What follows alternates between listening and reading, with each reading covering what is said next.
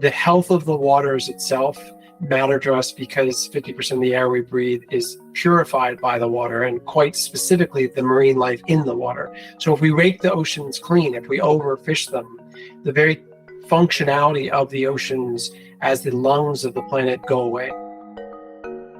Hi there, and welcome to Voices from the Institute for Human Rights in Business, also known as IHRB. I am Deborah Seiko, and in this podcast, you will hear from people working to make respect for human rights part of everyday business. You just heard from Ian Urbina. Ian is a Pulitzer Prize winning investigative journalist who's been reporting on environmental and human rights violations at sea for many years. In this episode of Voices, you're going to hear about the types of human rights violations that take place at sea, what governance exists to protect people, and what more could business be doing to improve matters. You'll find out in this episode.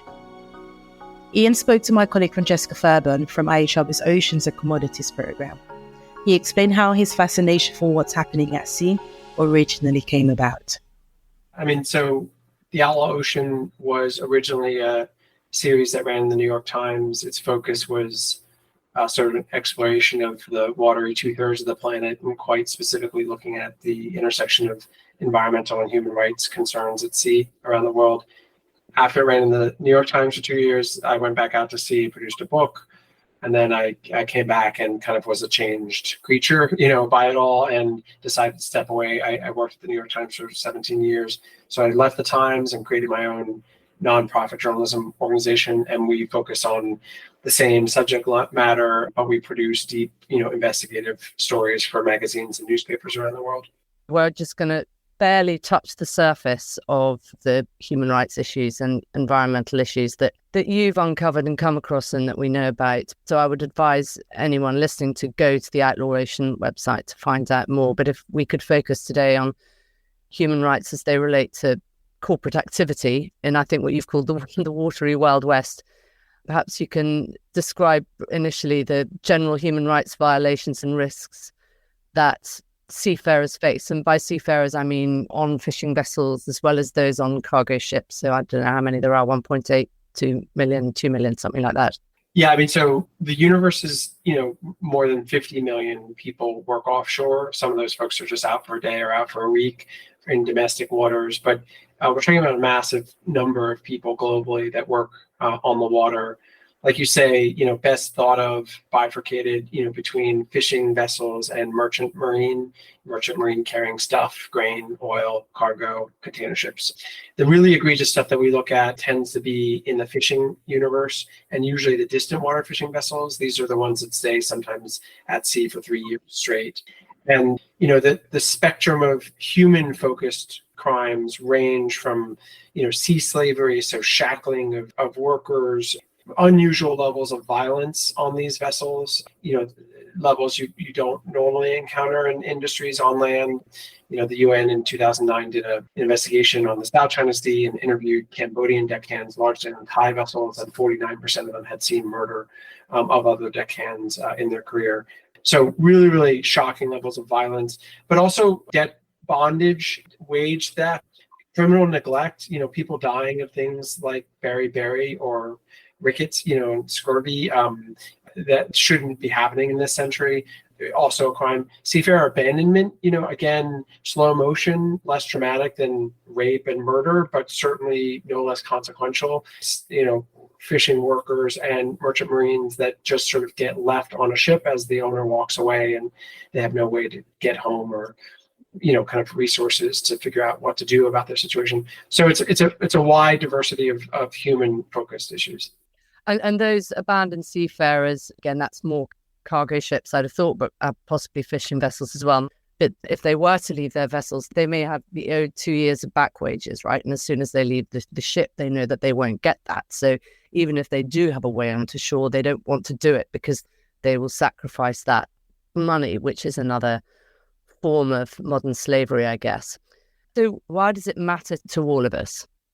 Yeah, it's a fair question. I think this space, if you think of it as a space first, right, 2/3 of the planet, it matters to all of us because that space has a distinct importance for our very survival, right? So the health of the waters itself matter to us because 50% of the air we breathe is purified by the water, and quite specifically the marine life in the water. So if we rake the oceans clean, if we overfish them, the very functionality of the oceans as the lungs of the planet go away. Well, that's a big concern.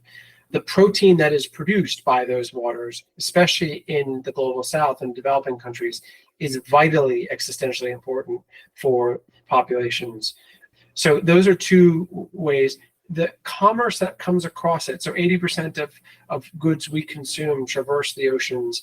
And so that's another way in which we're all connected to it, because those workers and those companies and that process, if it lacks governance or lacks sufficient governance, really makes us all complicit, quite frankly, and more than just tacitly complicit, because the very things that we've come to enjoy, myself included, the price efficiencies, the delivery efficiencies. I order something with a tap of the finger, it comes by Amazon a day later at an impossibly cheap price. That's largely facilitated by the commerce on the ocean and the very specific lack of governance that has allowed that commerce to be so efficient. There are very few border guards, in other words, or taxes that impose upon the ships carrying those goods, as different from when you put it on an airplane or a truck or a plane.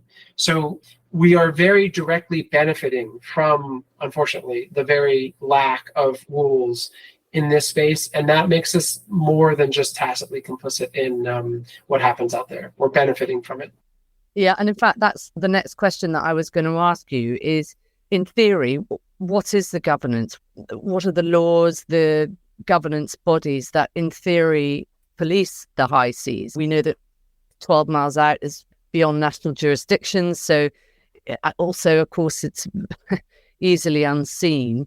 And we've got port state controls, flag states, navies, coast guards, various different international legislation and conventions and so on. I mean, do they help? Do they make a difference? Do they work, do you think? Yeah, so I mean, with your original question, I think framed differently would be what rules apply and who should be enforcing them. And that second part is key, because to the extent that there are rules that apply to the high seas, for example, the real question is, but who actually enforces them? Rules are only as good as their enforcement. If there are no police that actually have jurisdiction, or boats or people out there, then do the rules really matter? And so I think the question is twofold. What are the rules that apply and who actually enforces them? Now, What is the situation in which the question is being asked with regard to what? The humans or the marine life? Okay, well, that's another point. So if a guy falls overboard, if a guy gets his wages kept, if he gets his arm chopped off, if he gets shackled and not allowed to leave, if bad things happen to the workers out there, who should get involved? Well, if the factory floor, if the fishing vessel is on the high seas, then the relevant jurisdiction is the flag state. And that gets us into the whole murky realm of flags of convenience. And these are businesses that are paid by their clients, and they have a pseudo enforcement role, but they actually don't, and so they don't have interest, they don't have capabilities, they don't have motivation. So a guy has something bad happen to him, and you're his sister, and you want to find out where he is, why he hasn't come home. The first place you're going to be sent is the flag registry, and you're going to get a business person who may pick up the phone. And they really don't answer questions or answer to you or me as a journalist. So that's one thing. If we're talking about illegal fishing, if we're talking about marine issues, if we're talking about the high seas, whole different set of answers. What are the rules that apply? Very few, first of all. The ones that do exist are not rules, they're not laws, they're agreements, they're consensus model. Various countries have bought into them, and they have vague kind of management priorities about how do we make sure that stock doesn't run out of fish. But whether they have teeth, whether they're compromised by the whole consensus model, big questions. And then also, who's providing the actual enforcement in terms of, well, that ship supposedly did something bad out there on the high seas, but what constitutes evidence and who's actually going to take it to court, and what's the court that's actually going to adjudicate that? All real questions. The end answer to your question is not much, like in terms of what is the governance that exists out there with regard to the people or the marine life, not much. Yeah, and in fact, talking about flags of convenience, there are states which are regarded as flags of convenience and classified as so by the ITF, for example, where it is in their interest not to have incidents on their books of that sort, because then companies they will pay to register their flag somewhere else, right? In another state that's more convenient. There's a race to the bottom because it's a business model. So if Yeah. Djibouti or Bolivia or North Korea can come up with a businessman who's willing to sell the right to fly that flag, and their marketing claim is we cost less and we'll mess with you less, then they're going to have a business advantage. And that's exactly how the business works. So if we look at cargo ships, just specifically for a moment, they're at risk of piracy, of, having their cargo taken captive, if you like. And so they use private military security companies. And, there are organizations such as International Code of Conduct Association, ICOCA, which certifies these companies. But ICOCA says there are huge regulatory gaps. And I just wonder what kind of 2 to 3 issues you think need to be addressed, particularly on the use of private security companies to protect vessels. In fact, you could tell us just a little bit about those. Yeah, I think this is a case for which there are other example stories where the realities of the world got in front of the law, right? So technology or the market gets out in front of the law, and the law and regulatory structures are racing to keep up. So in response largely to the Somali crisis and Somali piracy crisis, 2007, 8, 9, 10, that range, you had this huge problem, with pirates that were taking people and ships captive and ransoming them. And so governments sort of said, look, we're not in a position to do anything. We might pull together a coalition and show a presence of Navy vessels, but we can't effectively put out all these fires in all these places. It's just not where we have our priorities or capabilities. So you, the market, have to kind of figure out what to do about this. And thus emerged private maritime security industry, which essentially insurers were involved and said, look, put teams of 4, teams of 5, teams of 3 armed guys on these vessels and serve as a deterrent and engage when the attacks are on the way. And that worked. Lots of problems that were inherent to it, but truly that industry and that specific mechanism is to a large degree what caused Somali-style piracy to decrease. But the regulatory capabilities and the laws and the governments were not caught up with, okay, what do we do when these ships come back and say, we opened fire, we killed 3 guys? Okay, who investigates? And if we have any skepticism about whether that was a legitimate defensive killing, how do we find that out? What do we do about it if we find that that was an offensive killing? That wasn't actually, a piracy situation. That was score settling. And you were just trying to get these guys out of your way because they were annoying to you and they were competitors, which are real cases we've investigated. We deal with those questions. And that's where still the industry, both the shipping industry and the private maritime security industry, are struggling to figure out protocols for who gets the right to prosecute those crimes, where do the guys get locked up, what constitutes legit evidence, what is the laws that we're working with when it comes to these murders or these engagements of violence.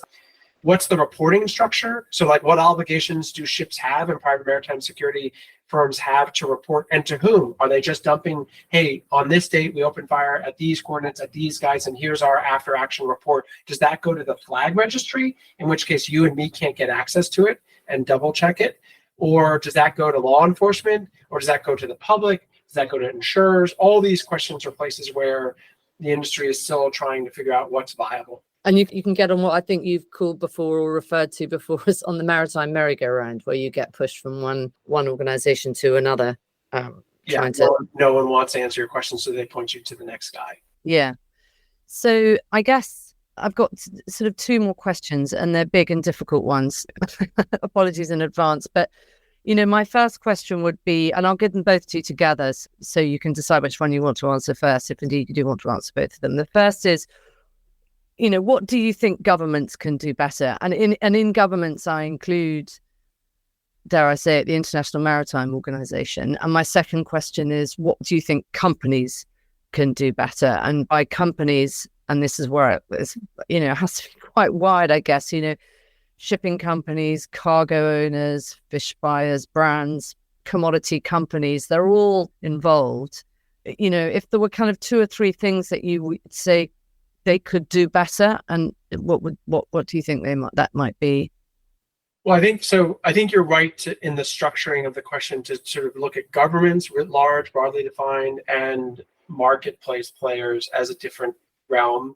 And I think that's the first thing. The second thing is on the front of governments. I think if you look at a variety of different siloed issues, murder of stowaways, arms trafficking, dumping of oil at sea, overfishing, illegal fishing, abuse of workers, invading other countries' waters, like all these are distinct problems, but all have some cross-cutting commonalities. And one of them is darkness, so the capabilities more so in the fishing realm than merchant vessels, but of vessels to disappear in the workspace, trains, planes, trucks can't, do that, especially post 9/11. You're on a 747. You need to keep your transponder on. You need to say where you're going to go, when you're going to arrive, who you're carrying, what's your cargo, all that. So one of the things that governments could do is say, look, at some point you have to come to a port, which means you enter national jurisdiction and you enter a realm where we can actually impose rules on you. So before you offload that cargo, whatever it is, you're going to have to abide by our rules.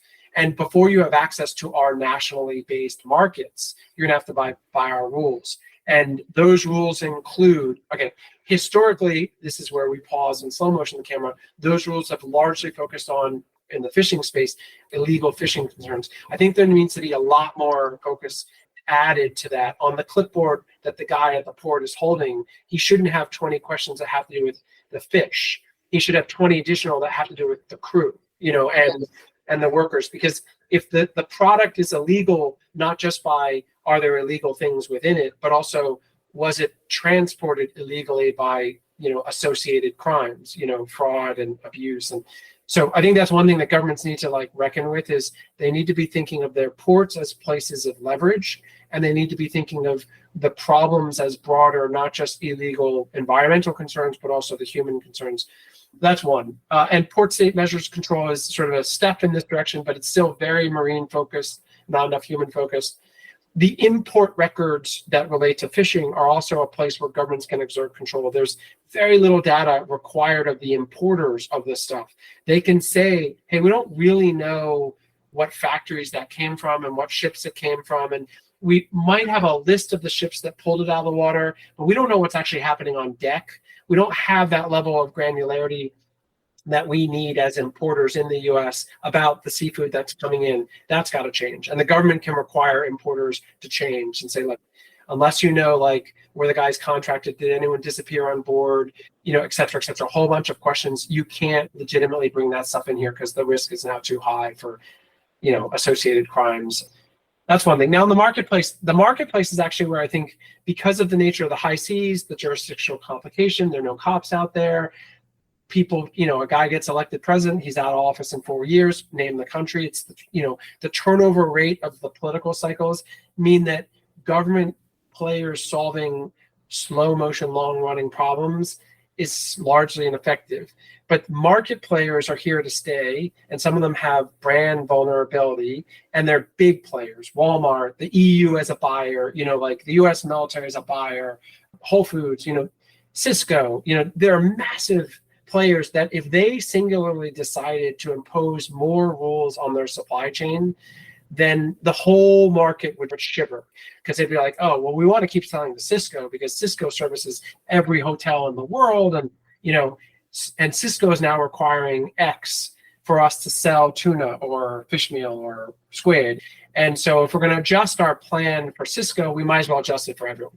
That's how it's going to happen. So companies actually can impose real change-making leverage on their supply chains, which would cause everyone to get in line.